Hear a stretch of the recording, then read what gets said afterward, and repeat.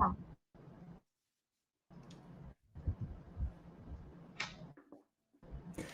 Uma boa tarde para todo mundo, uma boa noite para quem está aqui na Alemanha, boa tarde para quem está no Brasil, nos acompanhando nessa super live com a Letícia Moreira. Para quem não conhece essa fera aqui, está muito desatualizado do que está acontecendo nas dietas carnívoras e preparação de atletas para mundiais de Ultraman.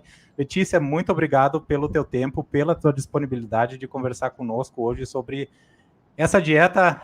Eu não chamo só de dieta, é um estilo de vida, né? Eu conversei outro dia com o Henrique Altran também, a gente conversou sobre nutrição ancestral. Nossa, ele deu uma aula para nós sobre isso, então eu acho que vai ter muito assunto interessante para conversar contigo. Você, como uma expert da área, aí vai ter muita coisa legal para compartilhar conosco. Seja muito bem-vinda, Letícia.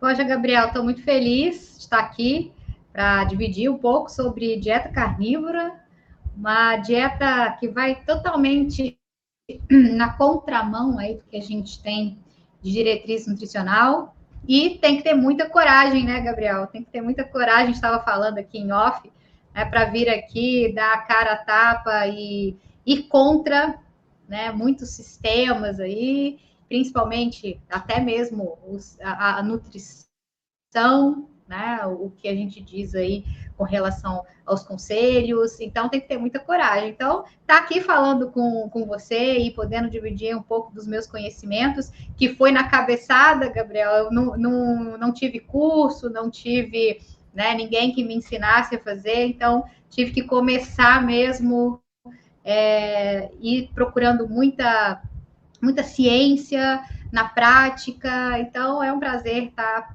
falando aí com o teu público. Muito obrigada pelo convite. E parabéns mais uma vez por essa coragem, né, de dar a tapa a bater, né, Letícia? A gente sabe muito bem que a nutrição clássica é muito distante do que se sabe hoje na ciência sobre a dieta carnívora, né? Então, eu acredito que a medicina evoluiu, as pesquisas evoluíram muito, e ainda, tradicionalmente, a nutrição no Brasil, e a gente vê isso em outros países também, aqui na Alemanha também, ainda é muito clássica, né? Então, parabéns por essa coragem de dar a tapa a bater aí e desafiar todas essas pessoas que acham que a dieta carnívora é só mais uma dieta, né? O que não é verdade, né? Vocês têm comprovado para a ciência que é muito mais do que uma dieta, é um estilo de vida que vai trazer muita saúde a quem está precisando e transforma, né? A gente vê pelas redes sociais, né, Letícia, quantos casos de pessoas obesas que começaram a adotar uma dieta low carb primeiro, passaram por uma cetogênica e depois acabaram na carnívora e nunca mais voltaram, nunca mais saíram, né? Porque eles se sentem saudáveis, se sentem dispostos. Letícia, vamos começar conversando um pouquinho sobre as adaptações metabólicas, né? Então, eu gostaria de saber um pouquinho que tu explicasse para a gente aqui o que acontece no corpo quando os teus pacientes, por exemplo, eles começam essa transição de uma dieta, né, baseada em carboidrato, uma dieta normal, que é o conselho da maioria das nutricionistas tradicionais, né? Comer de 3 em 3 horas, bastante carboidrato, bastante fruta, legume, e daí faz uma transição para uma dieta mais low carb e carnívora. Pode explicar para a gente como é que é essa transição dos teus pacientes, qual é a estratégia que tu utiliza e quais são os desafios que você vê no dia a dia que eles enfrentam? Vamos lá, Gabriel. A gente está com um delayzinho aqui, mas eu tô te entendendo. Bom, Gabriel, voltando, né, um pouco sobre essas adaptações, né, e como você foi colocando, né, numa escadinha de evolução, né, muitas pessoas elas entram em uma dieta com menos carboidrato através ali da low carb, né, e aí vai tendo ali uma evolução, né, para a dieta cetogênica e acabam caindo ali em carnívoro. Comigo não foi diferente, né? Há 9 anos atrás, 9 ou 10 anos já tem bastante tempo, eu vim dessa transição também, né? Obesa, com 35 quilos a mais, já nutricionista, porque eu já me formei há 19 anos, então já com uma bagagem de conhecimento da nutrição, né? muito grande e conhecimento clínico também, né? E, de repente, eu me vi numa situação em que eu, uma nutricionista, aquela que teria que cuidar da saúde das pessoas, ser o exemplo, muito pelo contrário, eu acabei ganhando peso. Óbvio que a obesidade, ela, para mim, ela teve questões emocionais, mas eu digo que a obesidade, ela foi a minha salvação pessoal e profissional. Porque se eu não tivesse ficado obesa, Gabriel, provavelmente eu não teria mudado meu pensamento. Porque eu cheguei num fundo do poço em que eu não acreditava mais na nutrição e eu queria, né, mudar um pouco a minha alimentação. Eu não acreditava mais na nutrição, achava que eu nunca mais ia ter um corpo, ou que eu tinha alguma doença, né? A gente sempre acha que a gente está com algum problema, que a gente não conseguia, eu não conseguia emagrecer, e caiu nas minhas mãos, naquela época, há 9, 10 anos atrás, a dieta low carb, que veio através do Dr. Souto, né? O Dr. Souto trouxe esse conceito para cá, e ali eu encontrei o blog dele, e aquilo fez muito sentido, porque eu, como profissional de saúde, eu sabia ali os mecanismos, eu sabia. E sabe quando você vai lendo aquilo, Gabriel, e você vai, parece que a ficha vai caindo, né? A minha ficha foi caindo, e eu falei, bom, vou botar isso em prática. E em 4 meses, lá no início, eu perdi 20 quilos, né? Eu baixinha, eu tenho 1,53 m, então eu perdi muito peso muito rápido.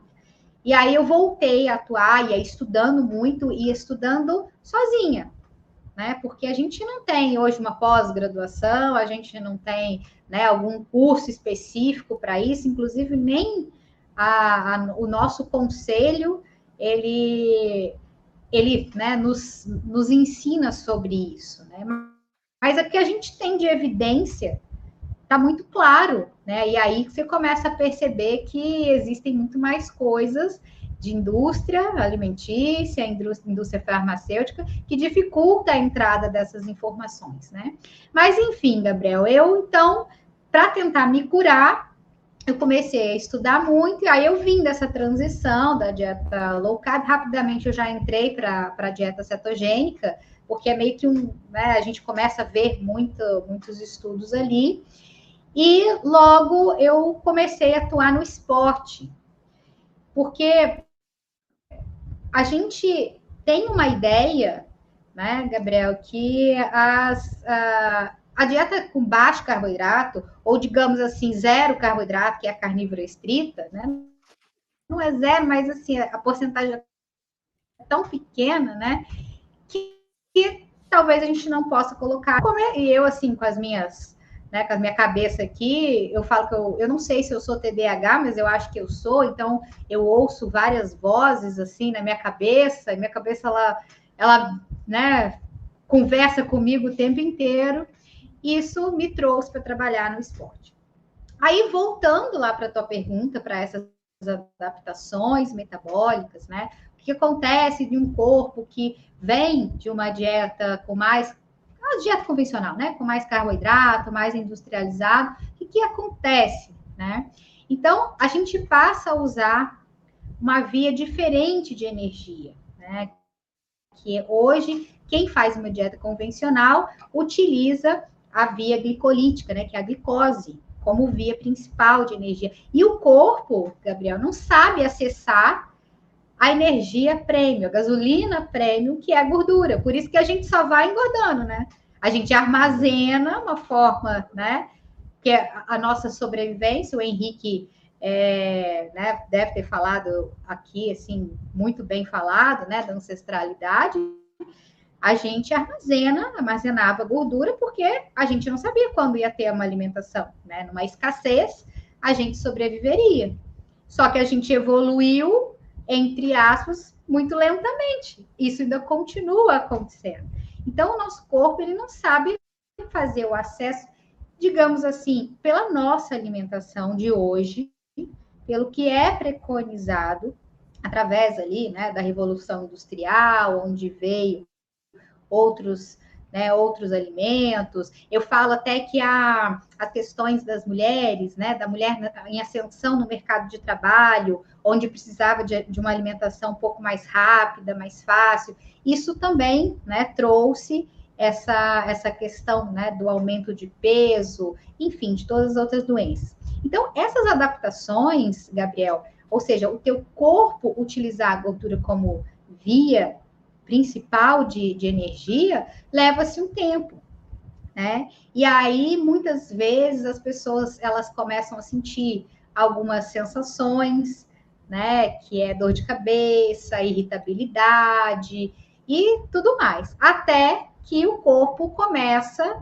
né? De alguns dias depois, uma semana, começa a utilizar a via lipolítica, né? Que é a via da gordura. E então ele começa a utilizar aquela energia armazenada.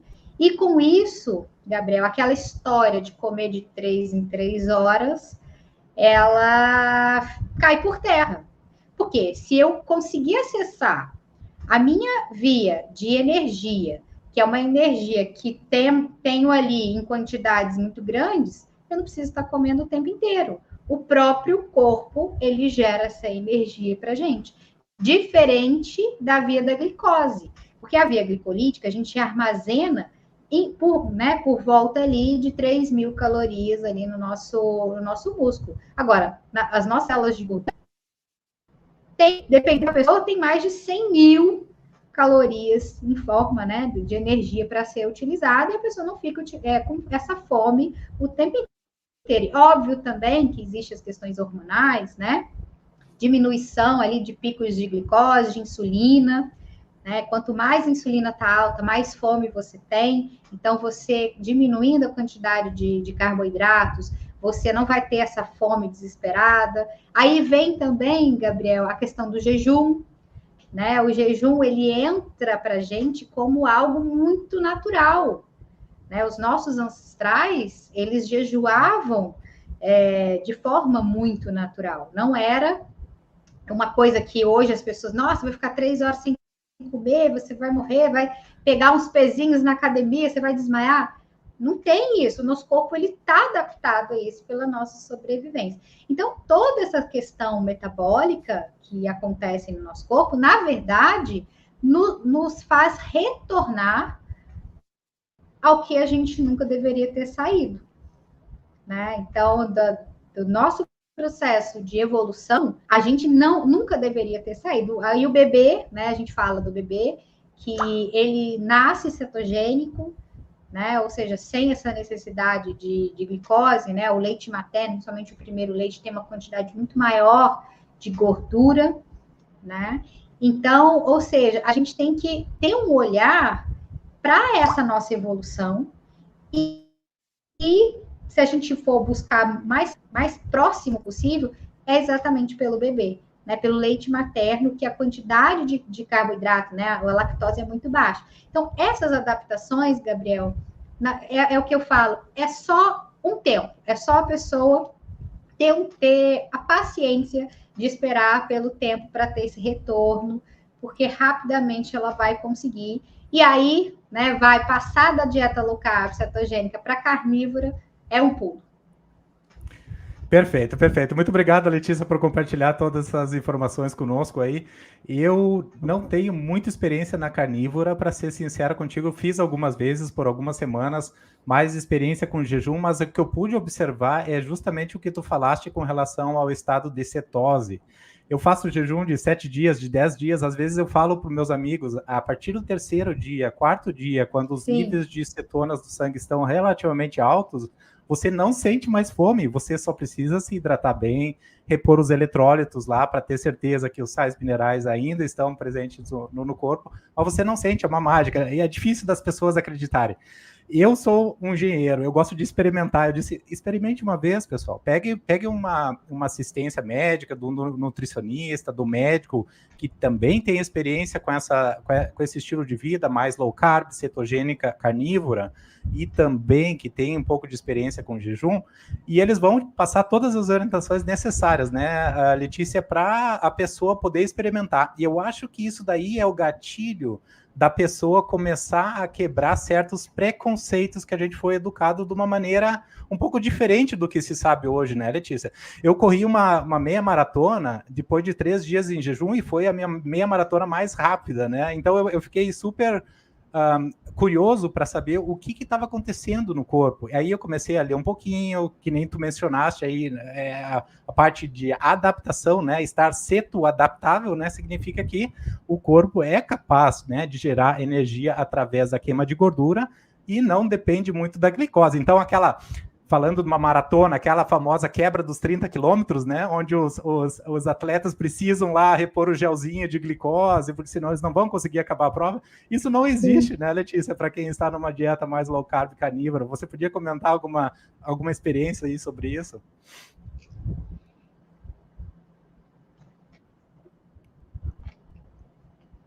Cortou um pouquinho o final, mas eu entendi o que você quis dizer.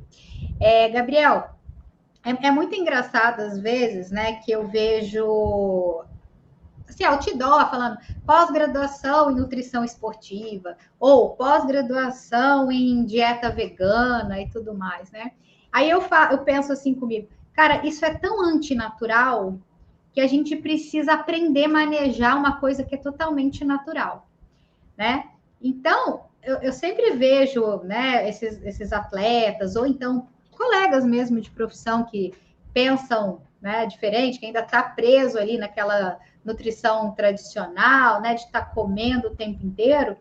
E aí eu fico pensando, gente, você já imaginou os nossos ancestrais tendo que fugir, né, de um leão ou querer caçar e ter que comer no meio do caminho? Isso não é uma coisa, é totalmente antinatural. É totalmente fora dos nossos padrões. Não é à toa que a gente vê vários atletas obesos. Não é à toa que a gente vê vários atletas que têm inflamações direto, porque está sempre inflamando o corpo com esses géis de açúcar, né? Que está com essa super inflamação. Então as pessoas fazem, né? Vão fazer ali uma maratona. Depois a maratona tem que ir direto para o fisioterapeuta, está todo inflamado, ou com diarreia. Às vezes tem pessoas que têm diarreia no meio do caminho, né? Tá ali correndo, vai na roupa mesmo. Tem muitos atletas que estão ali usando o seu gel, toma, e aquilo ali, né, não cai bem, põe para fora. O corpo não consegue nem absorver a quantidade de carboidrato que é preconizado. A gente tem uma quantidade que a gente consegue absorver. Passou daquilo, vai sair, né? O líquido vai ali para a parte do intestino e vai sair, seja para cima ou seja para baixo. Então, isso eu sempre falo, isso é uma coisa tão antinatural.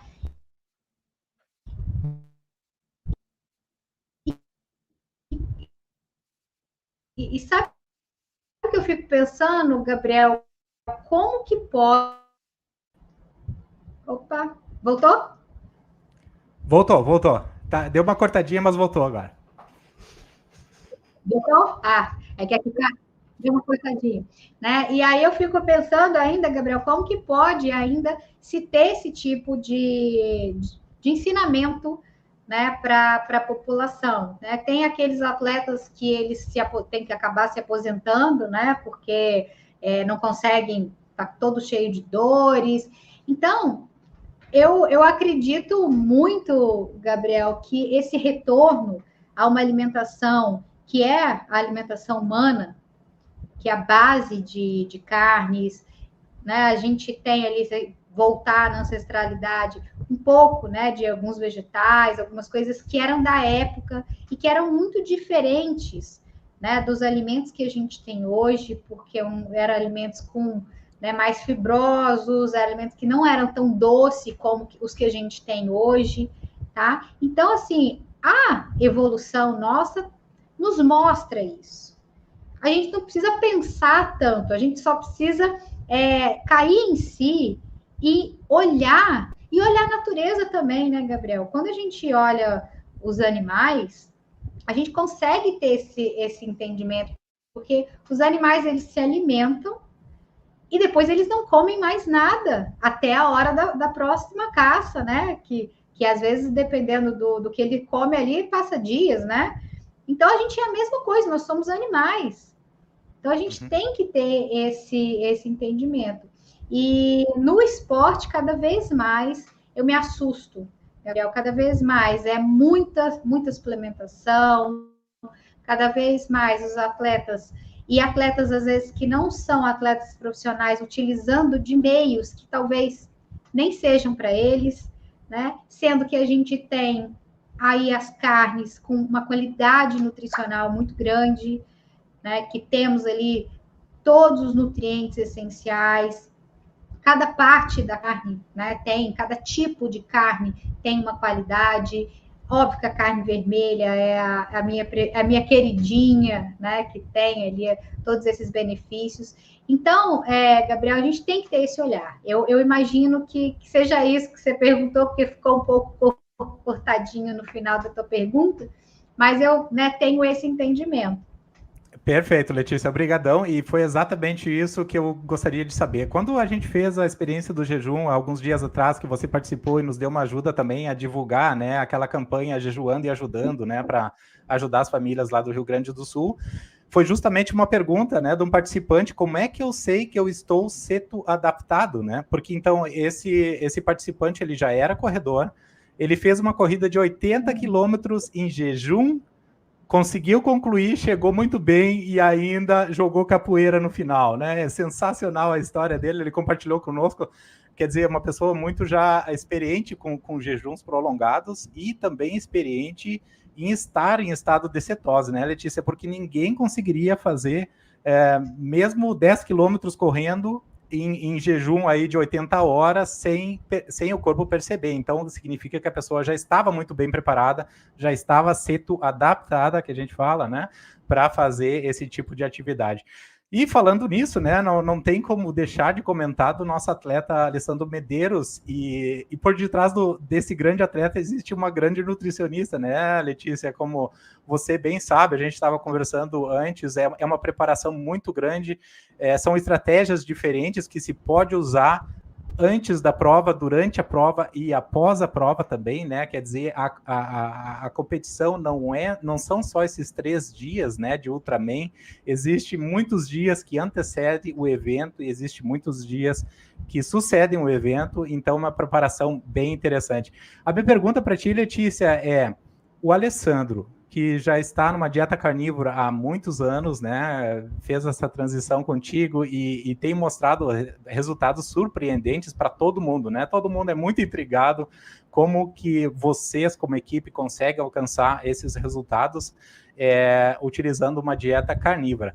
Durante a prova, Letícia, eu vi em alguns vídeos que você compartilhaste através das redes sociais também do Alessandro, que ele faz uma suplementação aí com caldos, às vezes caldo de frango, enfim, existem diferentes tipos de reposição. Não se toca no assunto de gel, não se toca no assunto de glicose. Eu gostaria que tu comentasse um pouquinho como que você faz essa suplementação para o Alessandro, especialmente durante uma prova de Ultraman.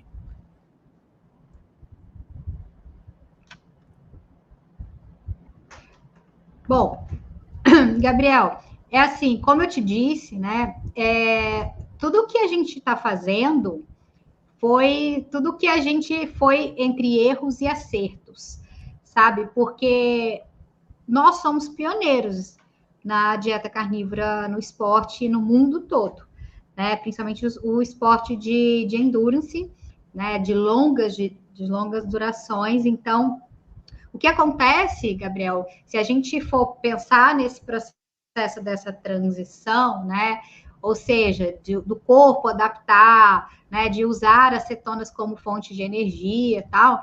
Lá na nossa primeira prova, quando o Medeiros fez a prova mesmo, porque antes da prova, que foi a UB 515 de 2021, A gente fez alguns testes, né, para ele poder chegar nessa prova, mas nessa prova de 2021, que vamos pensar assim, que foi a oficial, a primeira mesmo que ele fez em carnívora, a gente usou de alguns artifícios, porque além da gente não ter nenhum histórico, o histórico que a gente tinha era de testes que ele tinha feito, de 10 meias maratonas, depois ele, para comemorar o aniversário dele de 50 anos, ele correu aqui a distância, né, de 160 quilômetros, que é a distância da prova de Key West, mas não foi pela prova, né, foi por ele, por conta da pandemia. Apesar disso tudo, foi muito novo para a gente.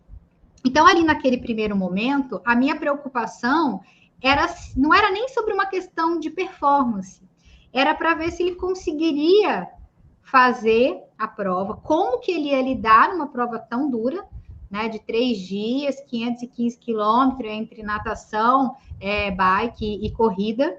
Então, a gente usou algumas estratégias, né, que depois a gente foi modificando. Nessa primeira prova, Gabriel, a gente utilizou caldo de peixes, né? A gente utilizou na alimentação dele coração de frango, carne, ovo, porque a gente, na verdade, assim, não tinha a necessidade. A gente foi assim, vamos pela percepção. Se você quiser, nós temos aqui, né? E depois, nas provas posteriores, a gente já foi começando a tirar, sabe, Gabriel? Porque a gente começou a perceber que não tinha necessidade. E que, às vezes, quando ele se alimentava, sabe quando a comida fica voltando? O último dia, né, a corrida dessa primeira OB de 2021, ele foi brigando comigo, porque eu fiquei com tanto medo, que eu falei, não, você vai comer, não quero que você vá em jejum, não. Mas ele brigou comigo no início, porque a comida ficava voltando. E aí eu falei assim, bom, se a comida está voltando, então não tem para que dar comida para ele. E aí ele fez, né, a dupla maratona sem se alimentar. E assim, a gente foi criando essas... Bom, se você fez a dupla maratona sem se alimentar, então acho que você consegue fazer também. E as posteriores, Gabriel, a gente foi percebendo que ele conseguia, né, comer o mínimo possível numa prova. E aí, foi no Ultraman do Havaí, ele teve uma diarreia por alguma infecção que ele pegou, né, na viagem, enfim. E ele fez a prova toda de jejum.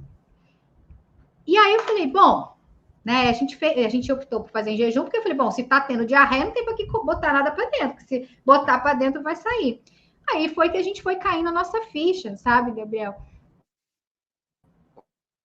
Quanto menos alimentação, melhor, né? Então, a gente fazia uma boa alimentação no pós-prova, entre um dia e outro, mas vamos só com os eletrólitos, que é o suplemento mais importante para o atleta, porque o atleta, pelo fato dele estar correndo, né, tá suando muito, e numa dieta com baixo carboidrato, e no caso dele, carnívora, tem uma perda muito maior de sódio, potássio e magnésio. E ele ainda tem uma particularidade, que ele fez um teste, que ele tem uma perda de sódio muito grande. Você sabe, né, Gabriel, que a perda de sódio ela é muito importante, porque ela pode causar a hiponatremia, que é uma condição, muitas vezes, que, né, perigosa, que pode até levar a óbito. Então, era isso que a gente ficava, né, o tempo inteiro monitorando. Aí, a gente também monitorou, fazia teste de urina nele, né, um teste chamado Vivo, que a gente media a quantidade de sódio, de potássio, de magnésio, e aí a gente ia fazendo esses ajustes. Então, a gente percebeu o seguinte, na prova, a gente não precisa alimentar. E isso a gente foi experimentando em várias outras provas, inclusive nesse último Ultraman que ele participou, ele foi basicamente em jejum, né? Ele só no segundo dia que ele comeu um ovo, mas assim, isso não é nada, né? Acho que foi um ovo e 50 gramas de fraldinha no meio da prova, mas isso basicamente não é nada. Então, eu considero que ele fez a prova, né, novamente em jejum, mas é a única coisa que a gente precisa monitorar realmente são os eletrólitos. E uma coisa que a gente também percebeu, que é uma dessas suplementações que ele utiliza, que são os corpos cetônicos exógenos. Então, os corpos cetônicos exógenos, ele ajuda muito também a dar um up, assim, sabe? Um plus na hora da prova. Mas o que a gente percebeu? Que se a gente colocar muito corpos cetônicos, não é interessante. Ele começou a ter alguns sintomas de cetoacidose, e aí o que a gente chegou a numa conclusão? Que como ele está em jejum, e ele já faz uma dieta zero carboidrato, ele produz muita cetona. Então, assim, essa suplementação de corpos cetônicos, realmente ela precisa ser o mínimo possível, que é só realmente para dar esse up. A gente não precisa ficar suplementando em quantidades grandes. Então, assim, diante disso, Gabriel, a gente hoje está com uma estratégia para a próxima prova, que é o Mundial de Ultraman, que vai acontecer na Ilha de Kona em novembro desse ano, dele fazer a prova em jejum completo. O que é jejum completo? É sem se alimentar entre um dia e outro. A gente vai fazer uma super alimentação. Então, né, a gente já está começando a coletar vários dados, né? De acordo também com os treinamentos, né? E a alimentação, para que quando ele chegue nessa prova, ele consiga ficar todos os dias sem comer, tanto na prova quanto, né, no descanso, tá? Isso não é que a gente quer provar a superioridade, até porque não é isso que a gente busca, mas a gente quer buscar caminhos. A gente tá com essa ideia de mostrar que quanto menos alimentação, quanto menos coisas, né, se coloca dentro de uma prova, é melhor para o atleta, né? Sem contar em mostrar que existem coisas que precisam ser estudadas, né? Então, assim, quando a gente fala isso, às vezes as pessoas se assustam, mas a gente está fazendo isso com muita responsabilidade. Então, a gente vai fazer testes ao longo, né, desses dias até chegar à prova, e a gente está com uma equipe médica, né, que está nos ajudando. O médico do esporte, Dr. Leonardo Santos, ele vai estar com a gente lá no Mundial, né, para poder estar pegando todas as, né, as medidas, tudo que precisar de fazer, né, de estar vendo, né, a parte clínica dele. Então, tudo isso, isso vai ser documentado. A gente queria muito, Gabriel, que a gente conseguisse levar isso para o Guinness Book, né, para bater o recorde. Mas é muito caro, né, um valor muito aquém do que, muito acima do que a gente pode pagar, porque é em dólar, né? Então, a gente vai fazer isso para a ciência. Então, a gente, nessa nossa equipe de médicos, a gente está aí com o doutor Eurípides, a doutora Maíra, o doutor William, o treinador do Alessandro também, o Ezequiel Morales, para que a gente possa coletar tudo isso e trazer isso à luz da ciência, né? Mostrando que existem possibilidades, existem outras formas da gente fazer uma nutrição esportiva mais limpa, né? Menos inflamatória. O que será que acontece no organismo um atleta fazendo como nossos ancestrais, que ficavam dias sem se alimentar, né? E tendo que ter energia, o que será que vai acontecer? Então, tudo isso. E assim, Gabriel, a gente sabe, porque nessa última prova, por mais que ele tenha se alimentado, ele não se alimentou da maneira que ele queria, ele acabou comendo bem menos, né? Do que ele precisava ali, enfim, justamente por conta aí dessa suplementação a mais que a gente fez. Então, assim, surgiu essa ideia. Então, a gente está sempre querendo esse desafio, né? A gente quer um desafio e quer fazer isso com responsabilidade junto com a ciência. Então, essa que é essa evolução, né? As estratégias, elas vêm muito dessa troca que a gente tem, né? Para ver qual é o próximo desafio. E assim vai sendo. E assim a gente vai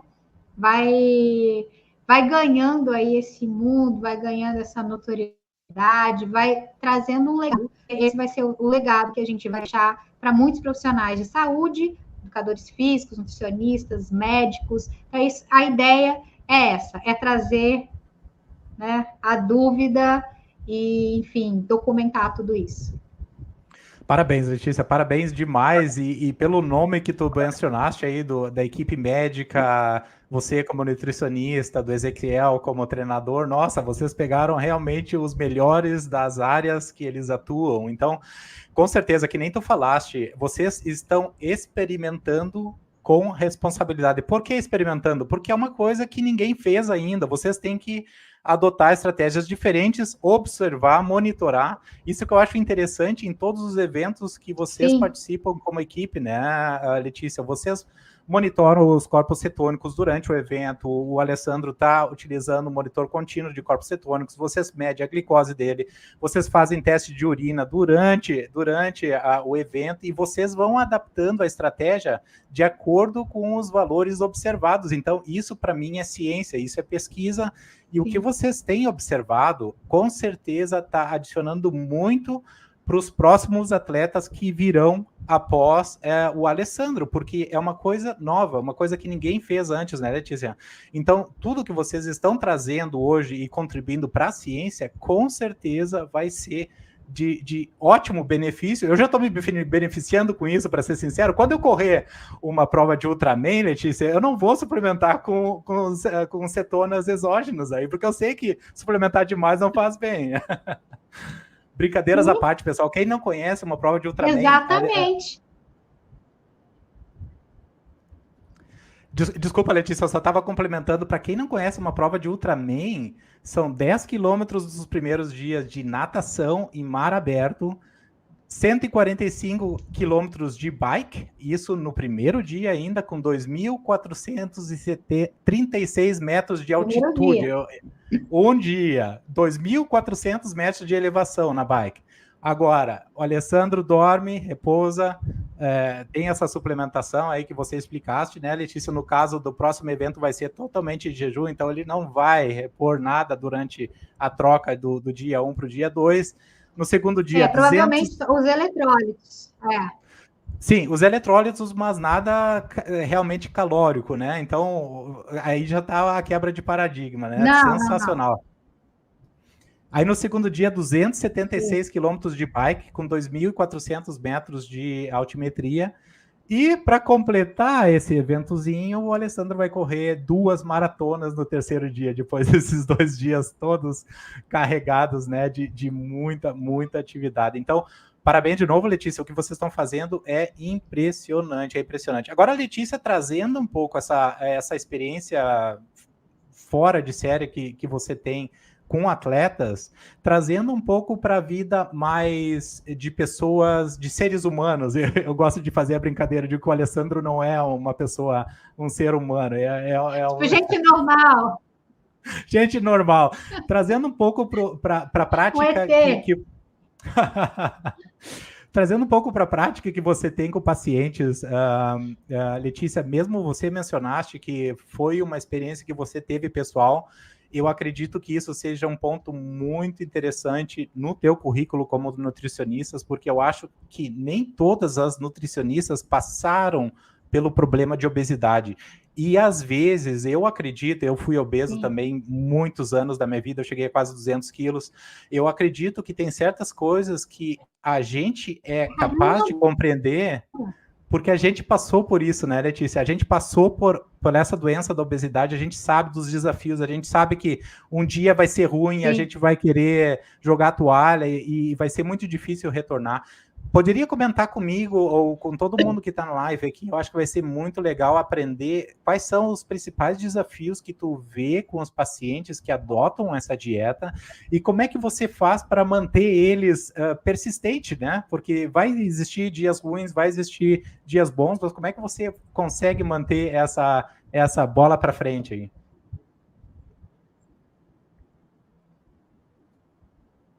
Então, vamos lá. Antes de responder, Gabriel, né, você estava falando que a gente está, né, fazendo a ciência e tudo mais, uma amiga minha, a Aninha, ela falou uma coisa para mim uma frase que eu achei ótima. Ela falou assim: você está criando paraquedas no meio da queda. Então, é isso que a gente está fazendo através, né, da dieta carnívora no esporte. Então, a gente está no meio do olho do furacão ali, estamos montando toda ali aquela estratégia para que a gente, né, consiga demonstrar, né, tudo isso que a gente vê aí da ancestralidade, todo esse corpo de evidências que a gente tem, né, e a gente ir mostrando isso na realidade, não fica uma coisa só no papel, a gente está mostrando, é real, você está vendo, e mesmo assim, né, a gente mostrando, colocando para a realidade, algumas pessoas ainda, né, desconfiam, né, mas enfim, a gente tem essa missão. Então, eu acho essa frase dela fantástica, né? Você está criando esse paraquedas no meio da queda. Agora, voltando lá para a tua pergunta, né? Vamos falar das pessoas normais. E é engraçado, né? Que muitas pessoas falam, nossa, o Alessandro não é normal, ele é uma pessoa diferente. Eu falo assim, não é que ele seja diferente, é que ele teve paciência para esperar o processo da adaptação e a disciplina que ele tem, que é diferente. Isso é diferente nele. Mas qualquer um, eu digo isso com muita tranquilidade, qualquer um pode fazer o que ele faz, né? Desde que faça o que ele faz, né? Porque muita gente fala assim, eu quero ser igual ao Alessandro. Assim, vai ser difícil, porque tem que ter a disciplina que ele tem que ter paciência para esperar os processos adaptativos, tem que estudar muito, isso é uma das coisas que eu admiro, assim, muito nele, que, assim, além dele me escutar, né, de escutar os médicos, ele está sempre curioso para poder aprender, né, e querer saber o que está acontecendo ali. Então, assim, ele não é diferente, não é um ET, mas o que diferencia ele de muitas pessoas são essas qualidades que eu disse aqui. Mas, voltando lá para a pergunta agora, eu acho que a maior dificuldade que as pessoas têm hoje, Gabriel, é questões ambientais. Eu acho que talvez seja a única dificuldade que a gente tem hoje, é o ambiente. Ambiente tanto social quanto ambiente de oferta de alimentos que a gente tem hoje. Porque, Gabriel, você vai no mercado, tudo que está ali é pensado para o consumo. Então, você liga uma televisão, você vê uma propaganda de um alimento industrializado que te gera sensações, que te dá uma vontade de você comer, é vermelho, tem ali, né, o açúcar, o sal e a gordura na medida certa para que você vicie naquilo. E as questões sociais, porque, assim, quando você está com pessoas que têm a mesma forma de pensar que você, ou seja, se dentro da minha casa as pessoas só comem, vou falar de comida de verdade, não vou nem falar de carnívoro, carne, uma saladinha e fruta, você consegue manter seu peso, você consegue manter a saúde. Mas se dentro, às vezes, da própria casa, tem uma pessoa que ela acaba trazendo para casa doces, bebidas e tudo mais, isso te influencia muito. Então, eu vejo que hoje o desafio das pessoas, ele está muito mais focado no ambiente. Eu acho que talvez seja o único. Porque se você ficar dentro de uma casa, isolado, fechado, onde só tem a carne, é só isso que você vai comer. É só isso, você não tem outras opções. E aí volta também a uma questão de relembranças, né? Eu sou mineira, né? Aquela casa da avó que tinha um monte de comida, você chegava lá, era um dia, a alimentação era um dia só, o dia inteiro. Acabava de sair o café da manhã, já entrava o almoço, já entrava o lanche, já entrava a janta com aquela comida. Então, a gente tem questões emocionais, de lembrança, né? De certos tipos de comida e tudo mais. E por isso que a gente, às vezes, tem dificuldade de manter só uma alimentação, né? Então, se você nunca foi exposto a um tipo de alimento, por exemplo, açúcar, O que eu acho engraçado, Gabriel, é que às vezes a mãe fala, não, meu filho até os 2 anos não pode comer açúcar. Depois de 2 anos, aí dá aquele monte de doce para a criança, né? Então, assim, se você não é exposto àquilo, que é um negócio que te gera, né, prazer, que vai no mesmo ponto ali, né, das drogas e álcool e tudo mais, você não sabe como é que é. Então, por isso que, para mim, o ponto principal é a questão ambiental. Perfeito, perfeito. E outro dia eu estava assistindo um podcast um podcast com um vídeo do Peter Attia, né, que é um doutor muito renomado nessa área, é professor de Stanford, Sim. Nos Estados Unidos, etc. E ele comentou justamente isso, são os gatilhos. Então, ele tem crianças, né, é muito difícil ele chegar em casa um dia e não tiver alguma coisa que as crianças gostam, um chips, alguma coisa assim. E ele disse assim, ó, eu não trago gatilho para casas porque a quantidade de energia que eu vou ter que investir para evitar de consumir aquele gatilho lá é muito maior do que se eu não tivesse trazido o gatilho em primeiro lugar para casa. Então é uma coisa muito interessante, eu acho que tem certas pessoas que conseguem controlar esse impulso. Não sou eu percebo justamente o que tu falaste, Letícia, se eu tenho chocolate em casa, que eu gosto, eu vou estar cansado, eu vou ter um dia estressado, que eu vou abrir o armário Sim. lá, vou ver o chocolate e vou cair nessa tentação, porque o cérebro não é capaz de pensar racionalmente, né, os prós e contras de cada decisão, não, a gente vai por impulso. E como tu de forma muito esperta mencionaste e muito inteligente mencionaste a conexão que a gente tem com as emoções. Eu lembro de todas as festas de aniversário com docinhos, com cachorro-quente, então a gente tem toda essa conexão da emoção, né? E isso fica no subconsciente e, de certa forma, quando a gente está cansado, então elas voltam à tona. Olha só que bacana a mensagem do Claudião Assador, que o Claudião participou conosco nessa semana de jejum intermitente aí para ajudar. E olha só, Claudião. Claudião, manda foto, Claudião. Muito legal. Para quem não conhece o Claudião, pessoal, o Claudião é campeão sul-americano de churrasco. O Claudião nos deu a honra de participar nessa semana de jejum no nosso grupo do WhatsApp. E eu fico muito feliz com os teus resultados, Claudião. Não estava à parte que em 11 dias de jejum e dieta carnívora, você já conseguiu eliminar 6 quilos. Parabéns por essa força de vontade, parabéns principalmente por essa mente aberta, né, para novas ideias, para novos conceitos, para a experimentação, né? Eu acho que isso é muito importante, é o gatilho inicial, e vai com tudo, meu irmão, vai com tudo aí, que o ano que vem vai estar competindo aí com Medeiros no Havaí. Tá aí.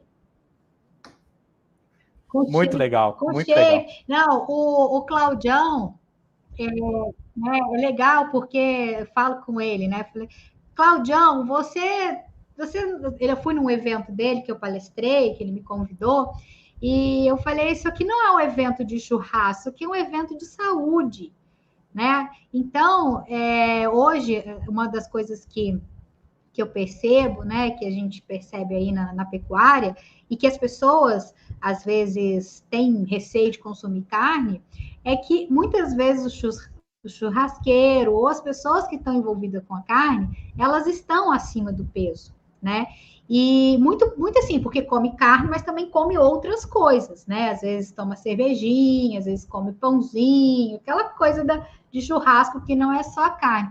Mas quando a gente isola e começa só a comer o alimento que, né, além de ser um alimento super nutritivo, é um alimento que vai fazer com que a gente volte, né, para as nossas origens, digamos assim, vai fazer com que nós começamos a consumir a gordura que está armazenada, isso é muito interessante. Então, o Claudião tem 11 dias de jejum, com dieta carnívora, perdeu 6 quilos. Eu acredito que daqui uns dias, daqui uns meses, o Claudião vai ser um super garoto propaganda dos churrasqueiros, né? Que é mostrar que, além dele estar ali preparando um churrasco fantástico, que é maravilhoso, o churrasco do Claudião, ele está vendendo saúde e está mostrando que comer carne realmente faz bem. Parabéns mais uma vez, Claudião, e parabéns, Letícia. Eu sei que você também está por detrás de tudo isso aí. Com certeza, ter uma assistência, né, de um profissional ajuda muito, né? Principalmente para quando a gente está iniciando, né?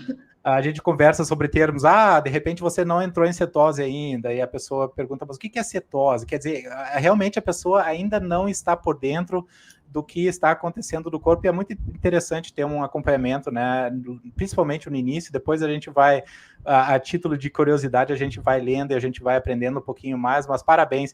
E o nosso corpo é uma máquina, é interessantíssimo como funciona. Eu faço todos os meus experimentos também aqui com leitor contínuo de corpos cetônicos, glicose, meço batimentos cardíacos, enfim, eu estou fazendo um monte de experimento aqui para autoconhecimento, né? A gente conversou há 2 dias também com o Henrique Altran, né, que um dos pilares que ele menciona bastante é essa parte do autoconhecimento.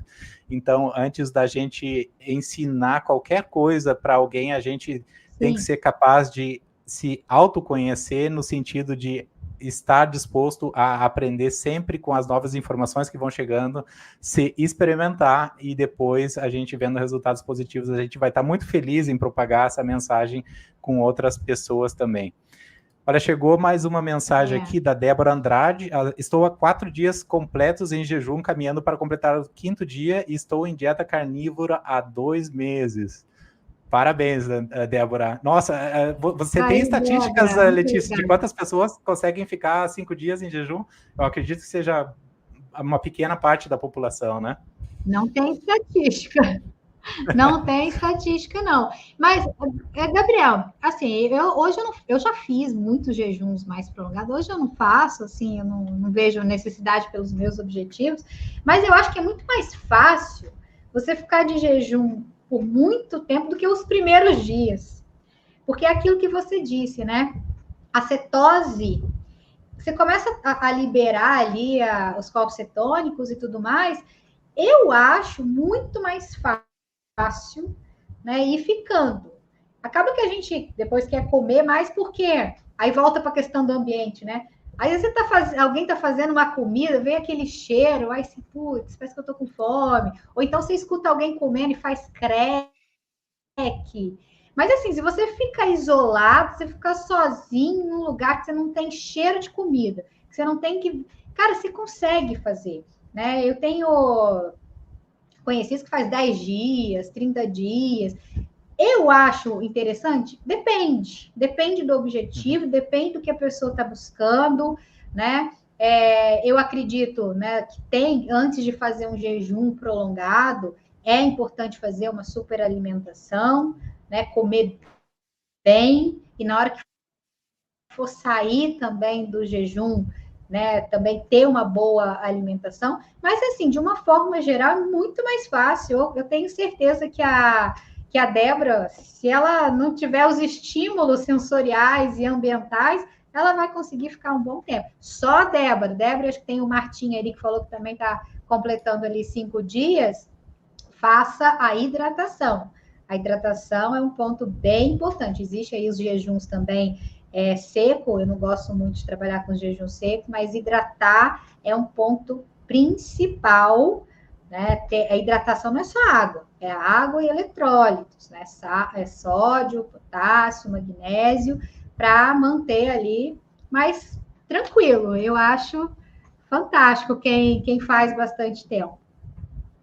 É sensacional, e como a gente comenta, né, em outras ocasiões também, jejum não é uma competição, né, Letícia? Tem gente que diz, eu fiquei 100 dias em jejum, tá? Não. Ótimo, se isso foi bom para você, parabéns, mas ninguém está competindo. Outro dia um amigo me mandou, eu consegui fazer só 2 dias de jejum.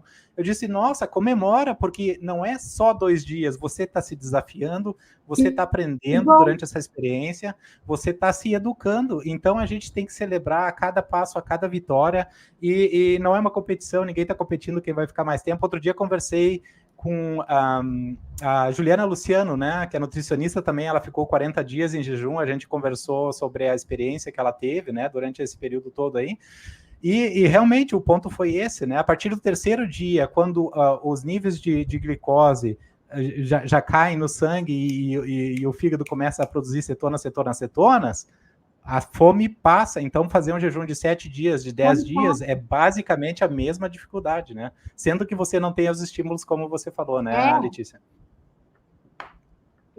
Exatamente. A Débora falou que ali ela está cozinhando. Débora, então realmente você está num desafio, porque não é fácil estar ali fritando um bifinho e sobe aquele cheiro maravilhoso e você de jejum. As tripas até dão um nó, assim. Perfeito, perfeito. Nossa, tá vindo muito comentário legal aqui. É bacana que a gente vai ficando a parte das experiências de outras pessoas também, né? Que já estão também nessa linha aí há mais tempo. Muito legal conhecer a história de cada um. Letícia, eu sei que a gente está... Uma coisa interessante, Gabriel, antes de você falar, né? Que o sucesso do jejum, ele está na janela de alimentação. Eu sempre falei isso. Então, não adianta você querer fazer um processo de jejum se você está comendo tudo ruim, né? Se você está comendo muito industrializado, se você está comendo muito carboidrato também, que o carboidrato ele vai te gerar mais fome, né? Pela insulina. Então, a dieta carnívora, ela cai como uma luva para quem quer fazer um jejum mais prolongado, que é o caso, voltando no caso lá do Medeiros, que vai fazer os 3 dias do Ultraman. Então, assim, fazer uma boa alimentação, você está nutrido, e a carne, ela nutre, ela tem os nutrientes de alto valor biológico, ou seja, seu corpo consegue absorver aquilo muito melhor, muito mais fácil. Então, quer fazer um jejum mais prolongado? Atente-se para a tua alimentação, atente-se para a sua janela, atente-se para o que você está colocando para dentro, porque isso tudo vai fazer a diferença. Com certeza, perfeito, Letícia, perfeito. Nós podemos fazer uma live tranquila sobre jejum, aí tem muita coisa para compartilhar. Eu gostaria de, Letícia, antes da gente fechar a live... Antes de fechar a live hoje, eu gostaria de compartilhar uma história contigo, pessoal, né? Outro dia, então, a minha esposa descobriu que, então, tem um abatedouro aqui, então, eles, a cada 2 semanas, eles abatem um boi, porco, enfim, e a gente pode ir lá e comprar carne. Por felicidade nossa, existem 2 brasileiras de Santa Catarina trabalhando lá. Então, a gente foi lá, comprou a carne, comprou uma pecinha de picanha, a costela, né, que é muito difícil de achar aqui. E, principalmente, as vísceras, Letícia, e esse é o ponto que eu queria que tu comentasse um pouquinho sobre a importância das vísceras. Então, fígado, moela, nossa, tudo que, na verdade, seria dispensado, né? Muita gente não sente nojo de comer ou não gosta de comer, mas a importância nutritiva dessas partes, né, Letícia, seria muito interessante aí se tu pudesse comentar um pouquinho sobre isso. A parte mais importante realmente é o fígado, né? As vísceras em si. Tanto é que quando mata-se, né, a presa, o leão, a primeira coisa que ele vai comer são as vísceras. Depois, o músculo, digamos assim, do animal é para o resto ali como é que é? O coletivo de leão? Enfim, né? É para os outros leões ali. Então, Gabriel, as vísceras elas têm uma importância nutricional muito grande, né? A gente consegue encontrar nutrientes que a gente não consegue, talvez, encontrar com tanta facilidade em outros alimentos. Então, a gente tem vitamina C, vitamina A, os eletrólitos estão presentes, né? Sódio, potássio, magnésio, estão presentes ali. Então, é um alimento extremamente completo, né? Muita gente tem medo de comer fígado, porque o fígado é o filtro do animal. Opa, voltou? Voltou, deu uma travadinha, mas voltou. Pode continuar, Letícia. Voltou? Mas voltou, né? Então, às vezes, as pessoas às vezes falam, né, que o fígado é o filtro do animal, mas isso é um mito, né? O fígado não filtra nada, ele metaboliza tudo ali, mas não né, passa por nenhum filtro, não fica retido nada. Então, ou seja, a gente tem que ter uma alimentação, a gente fala, né, inteira do animal, né? Então, comer todas as partes. Quem não gosta, Gabriel, hoje já existe cápsulas de fígado. Aqui no Brasil, a gente tem a Soul Sapiens, né, que tem essas cápsulas. Fora do Brasil tem outras cápsulas que não só o fígado, mas tem de rim, tem de baço, tem outros tipos, né, que é muito importante para nossa alimentação. Então, além de você fazer uma alimentação com as carnes, tem que se considerar as vísceras para melhorar a parte nutricional da alimentação. Isso com certeza. Se você for me perguntar em relação a todos os nutrientes, tem que ter. No mínimo, Gabriel, umas 2 vezes na semana. Tem gente que fala uma, eu falo 2. No mínimo 2 vezes na semana tem um aporte bom das vísceras. Perfeito. Aqui a gente não tem a churrasqueira tradicional que a gente tem no Brasil, então a gente tem um grillzinho a gás, né? Então coloca ali o que a gente vai fazer de carne, mas sempre tem uma panelinha com um fígadozinho, com uma cebolinha ali, com um alhozinho, ou com uma moela, porque é realmente uma coisa saborosa, né? Quando bem temperada é saborosa e a gente sabe que é super, super nutritiva, né? Então com ovo, nossa, você come aquilo ali, às vezes é um one meal a day, né? Não precisa comer mais nada, tu faz uma refeição dessa super proteica, e aí tá tranquilo, né? Perfeito, exatamente. Perfeito. Tem muita gente que come muito bem. Eu tenho uma paciente que ela fala que ela faz uma salada carnívora, né? Ela come todos os tipos de carne, com vísceras também, e ela come uma vez ao dia só e consegue fazer o jejum durante, né, o dia todo. Perfeito. Letícia, eu sei que a gente passou do horário. Muito obrigado por ter ficado conosco aí todo esse tempo. Obrigado para todo mundo que entrou na live e compartilhou as experiências. Fantásticas as experiências de vocês. Eu ficaria grato se a gente pudesse manter contato também. Muito legal saber que outras pessoas estão experimentando, estão também adotando uma dieta mais low carb, carnívora, né? E experimentando e vendo os benefícios, né, no dia a dia para a saúde. Letícia, sucesso demais para vocês. Vamos continuar acompanhando nas redes sociais aí todos as jornadas, os desafios de vocês aí. Daqui uns 2 semanas eu vou estar conversando com o Alessandro também numa live que ele se disponibilizou a fazer comigo. A gente, no momento de marcar o horário, foi muito interessante. O Alessandro disse assim: Gabriel, precisa ser depois do meu treininho de sábado. Eu digo: tá, beleza, Alessandro, a hora que tu tiver disponível. Ele: não, cara, eu vou chegar do meu treininho e a gente faz a live. Aí eu perguntei por curiosidade, o que é teu treininho de sábado? Ele disse: às vezes eu faço 90, 100 quilômetros de bike. E eu disse: tá, e aí tu vai chegar em casa e vai fazer a live. Ele disse: não, tranquilo, cara, porque daí eu consigo relaxar e a gente consegue conversar bem. Demais. Isso Letícia, aí. parabéns de novo pelo trabalho que vocês estão fazendo. Uma alegria muito grande falar contigo e te conhecer virtualmente, mas de uma maneira mais direta. Sucesso para vocês. Muito obrigado pelo teu tempo aí e a gente fica em contato. Obrigado para todo mundo que agradeço. Que colaborou. Obrigada, eu que agradeço e sempre que precisar, estamos aí à disposição. Muito obrigado, muito obrigado. Um bom final de dia para vocês aí. Fiquem bem.